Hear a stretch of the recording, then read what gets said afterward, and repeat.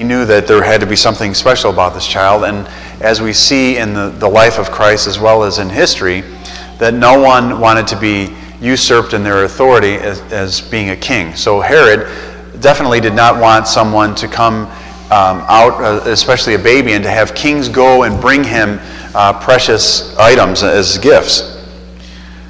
So we hear in the story, when they saw the star, now this is on Christmas Day, when they saw the star, they rejoiced exceedingly with great joy. And going into the house, they saw the child with Mary his mother, and they fell down and worshipped him. Going into the house. It doesn't say anything about the manger. It doesn't say anything about the inn. It doesn't say anything about a cave. It says they went into a house. So when we read today, it says here, let's see.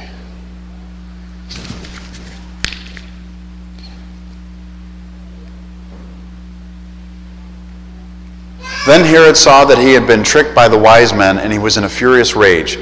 He sent and killed all the male children in Bethlehem and all that region who were 2 years or under, according to the time which he had ascertained from the wise men.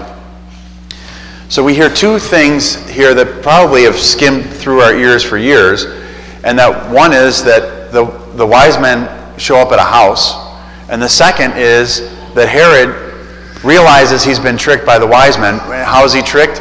The wise men don't come back to him to tell him where the child was.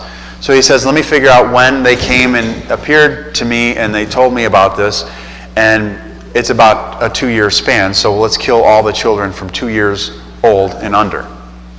So we see that there's a great span of time there that normally we don't think of. And we don't perceive that, following a star, and also that star too, it can be debated one way or the other, that the star was guiding them. They go to Herod, the star disappears, and then again they come into contact with the star again, as is said here.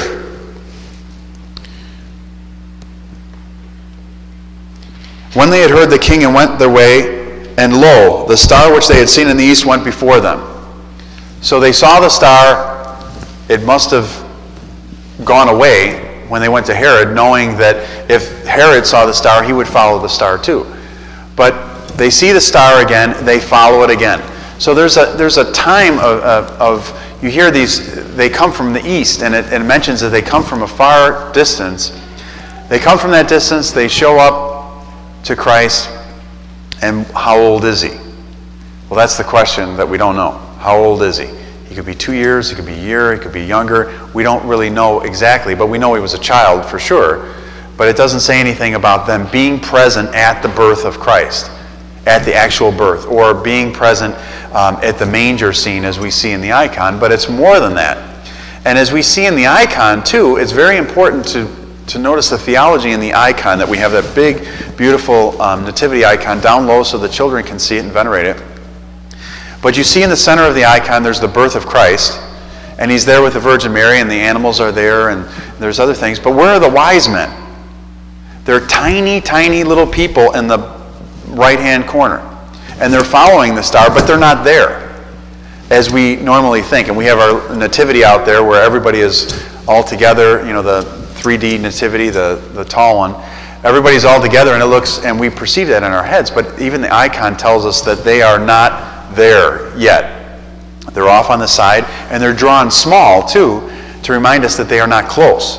So in the icons of the church, we see that the larger the person is, they're right in front of us, and the further away they're smaller, as normal perspective has it.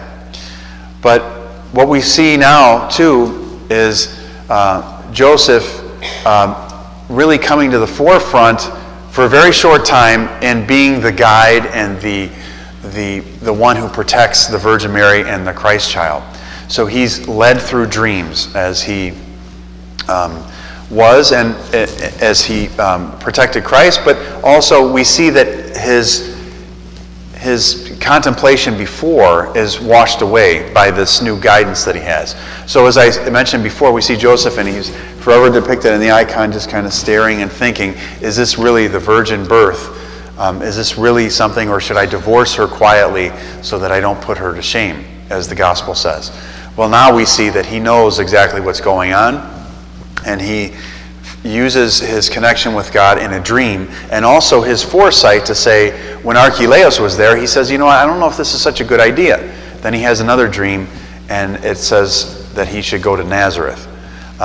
So Joseph is being guided by God to protect the child, and it's something that many times we think of him as sitting there kind of inactive in the icon, or inactive in the role of Christ's birth. But we see today in the gospel reading that he was one who guided and protected them, as he always did throughout the life of Christ. But we see it very, very importantly on this day as one that it was a very dangerous time that Christ was born, and it would probably be just as dangerous today if Christ was born too, with all the people who have egos and want to be the rulers of everything. But Joseph was one who protected, and I want you to think as you leave today, just to look at the icon for a second and just notice the wise men in the corner on the left side, kind of in the middle of the left side, and also notice Joseph there in his contemplative position. And I pray that that icon comes alive for you more and more as the years go on. Amen.